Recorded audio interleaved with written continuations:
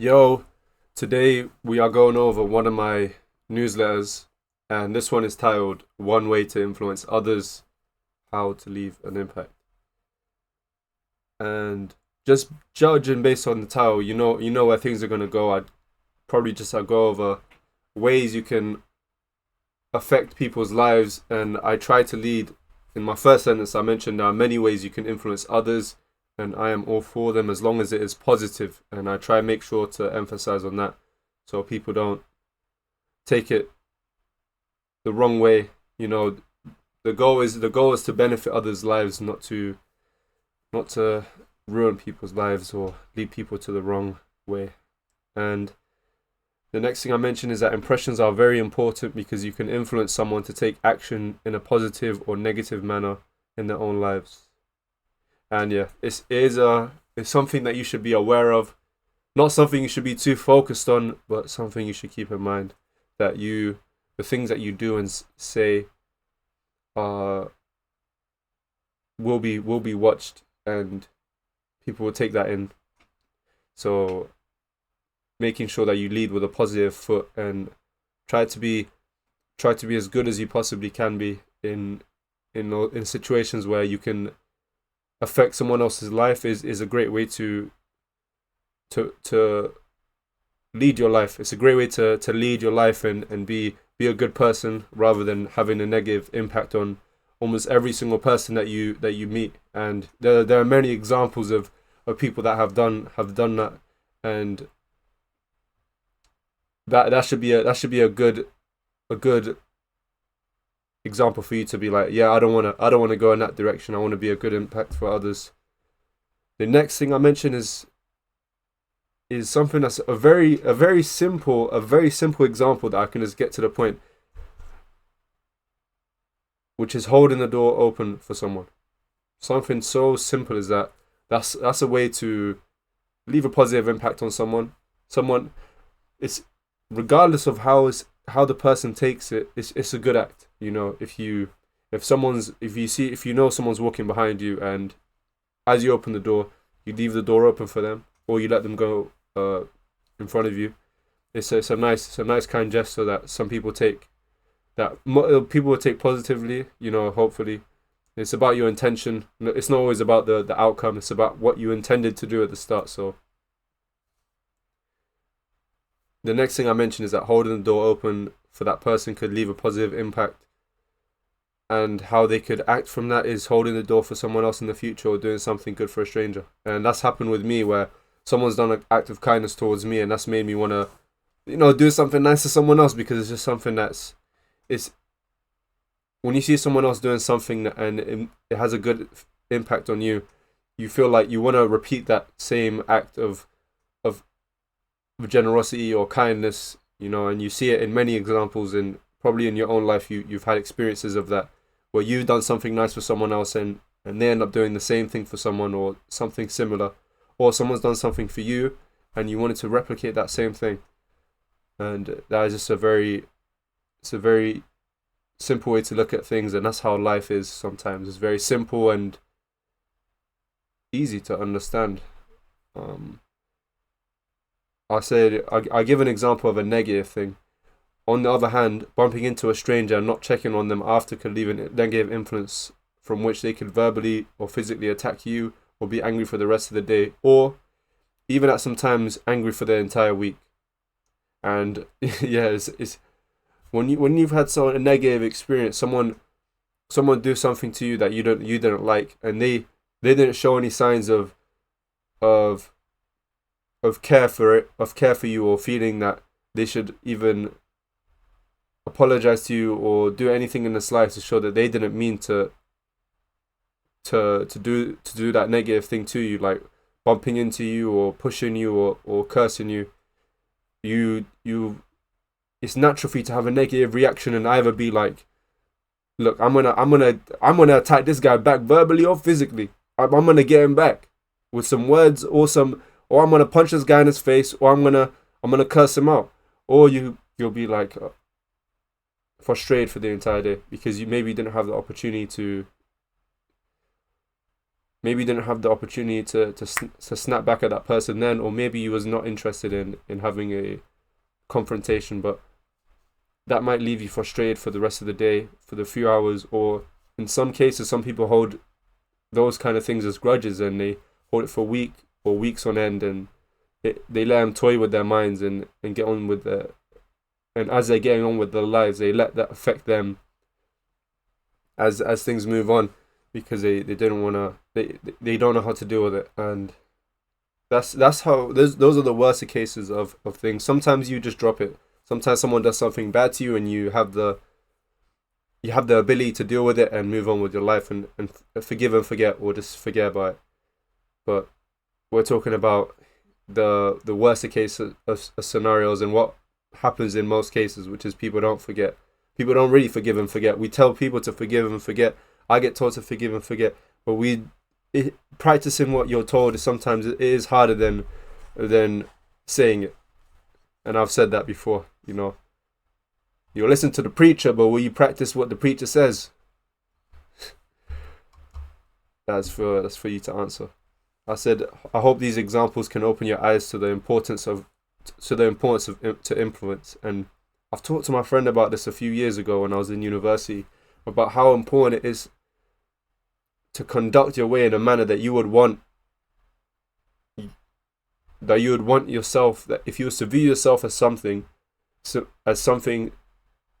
good, for example, you wanted to conduct yourself as a good leader, and you envision yourself as I want to be a good leader, I want to affect people positively.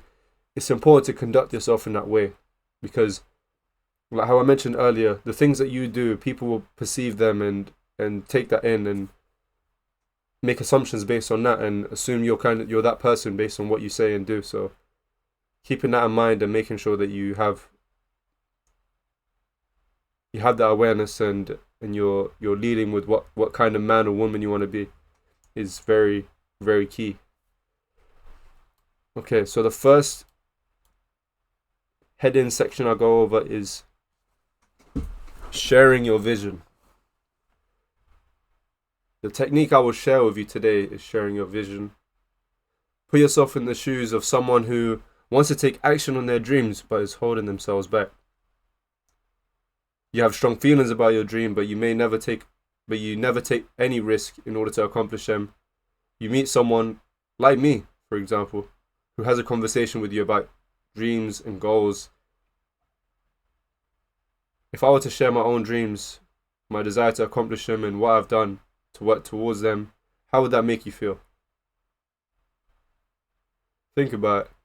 I've had times where I've been the one sharing my goals or desires or dreams, and I've been on the other end where I've had someone share their goals or desires to me, or their passions or their dreams or anything that inspires them, and how I felt is exactly what I write in the next sentence. I felt inspired. I really did.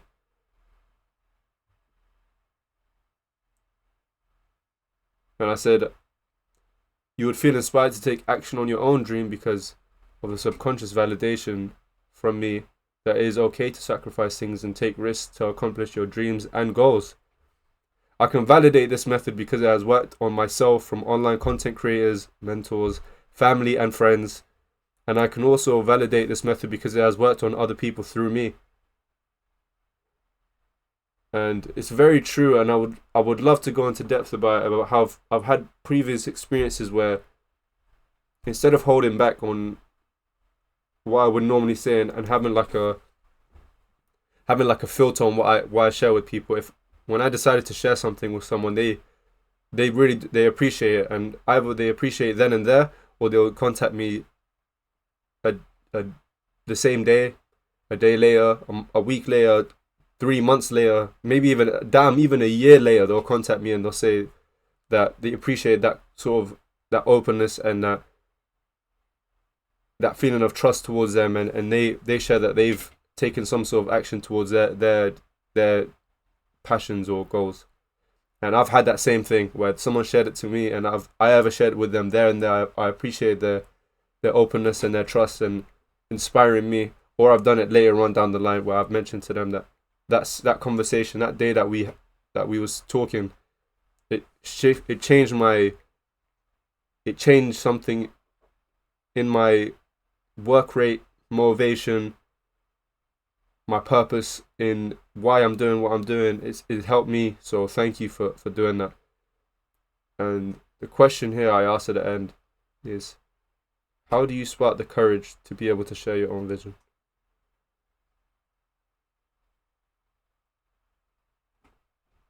I'll let you guys think about that and find an answer to that, because it depends on how you view that in your own life, and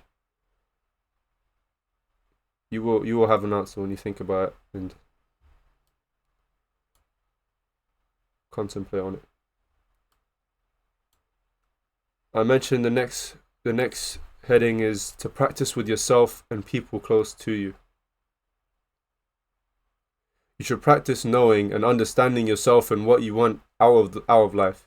You can journal, read, meditate in order to test out things and learn what you want to do or be.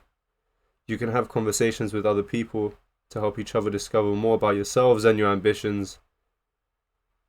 With consistent practice, you will break barriers and find stronger convictions to help you act firmly and confidently with things like knowing who you are and what you want.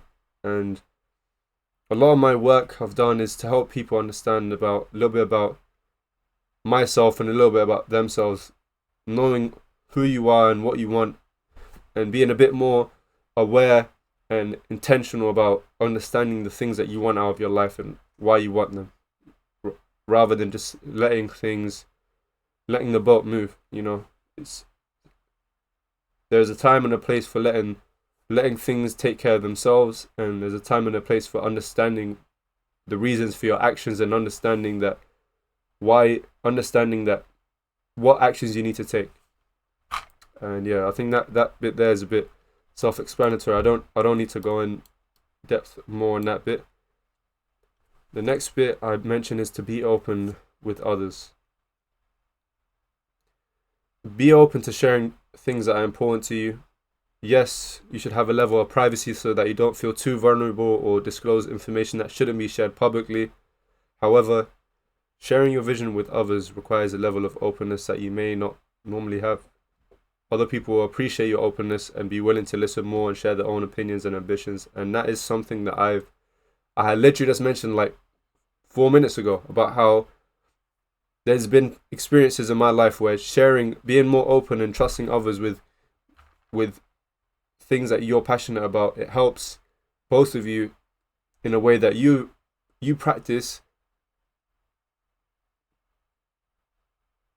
how you are going to share your stuff. So you practice when you share something that you learn or something that you're passionate about, you find a way to communicate it in a way that makes sense to you and in a way that you can make them understand. So it helps you formulate that in your brain, and you have a new understanding that you have on top of your previous understanding, which helps you. And it also helps them because they learn more about you, and in a way you can inspire them to take action and understand more about themselves and what they want, which is the whole point of this, influencing others. How are you going to do it in a way that's positive and gets them thinking about how they're going to change their life and help change other people's lives,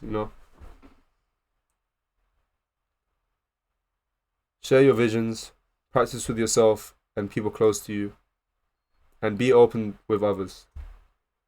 These tips will help you inspire people positively to take action in their own lives, and remember that you can't control what other people think and do, but you can control what you think and do. And this is a key principle to alleviate stress, anxiety, or say depression,